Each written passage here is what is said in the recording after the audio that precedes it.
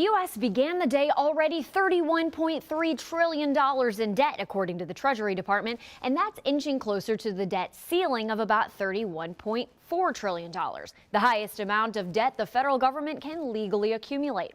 We turn to a number of sources to answer the big questions, like first, why do we even have a debt ceiling?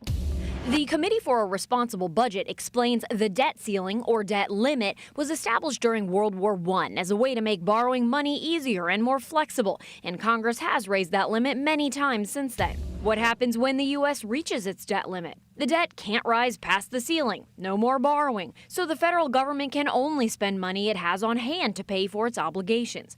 In her letter to Congress, Treasury Secretary Janet Yellen also warns the Treasury, quote, will need to start taking certain extraordinary measures to prevent the United States from defaulting, which essentially means doing some creative accounting on repaying certain funds and programs. Yellen expects spending only what we have, and those extraordinary measures will keep the U.S. in the clear until at least early June. So what if we do default? Well, we can only speculate because, as the White House explains, the U.S. has never intentionally defaulted after not raising the debt ceiling, but warns of widespread economic fallout if it does.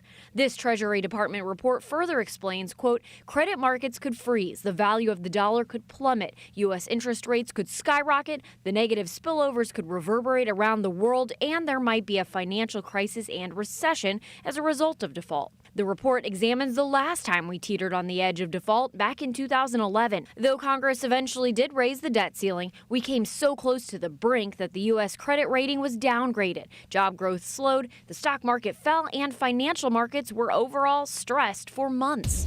And right now in 2023, there's real concern we'll head back to that precarious territory, with a vocal contingent of Republicans in the House of Representatives saying they will refuse to vote for a debt limit increase without certain spending cuts that could be really hard to agree on in this divided Congress. With your Verify, I'm Abby Larico.